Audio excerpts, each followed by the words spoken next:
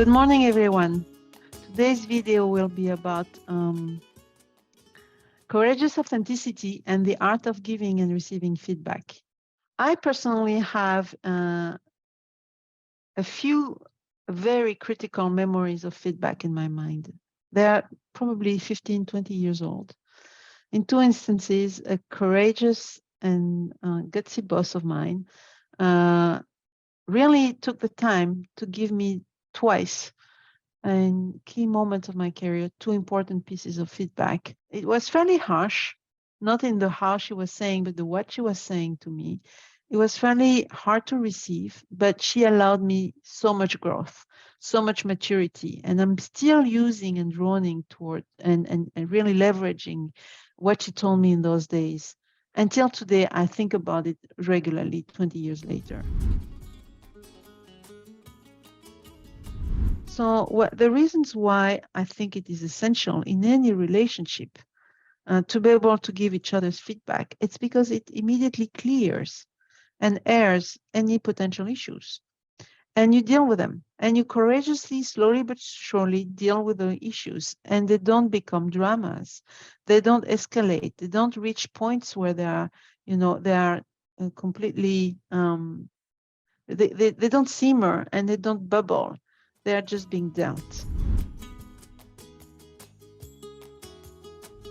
Here are some ways to construct feedback that could help you in having those difficult conversations.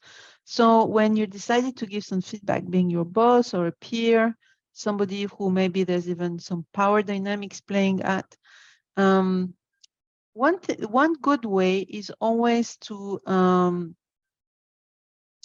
think about the impact that that person has when this person talks to you in a certain way. So if you want somebody who has a very prominent style, bombastic style, and that kind of shuts you down, don't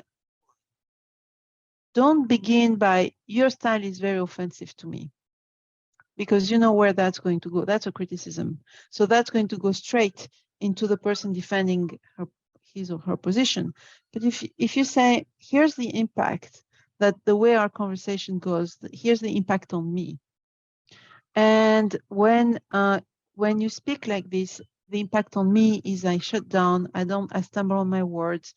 English is not my mother tongue. I am destabilized, and I don't think I give the best of me at that moment.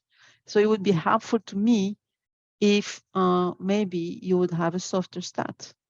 So that thinking about the impact that this has on me. So it's not about you, it's per se as a person, it's about the impact that what you're doing has on me. That's always a good way to think about things and to express them. Another aspect that I will never emphasize enough to construct your feedback is to be precise.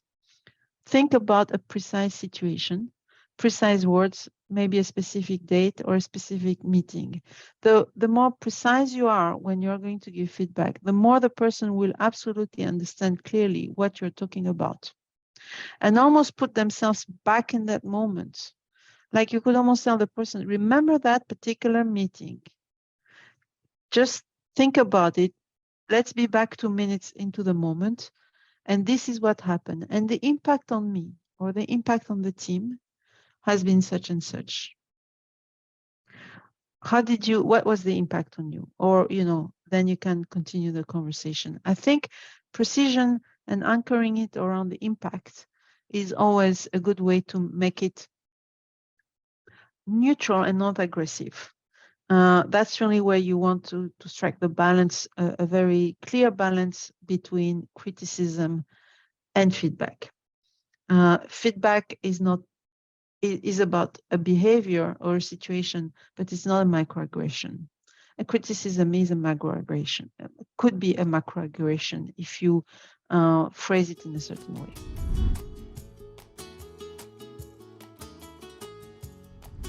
The other piece to it is when you're going to receive feedback, what's on you?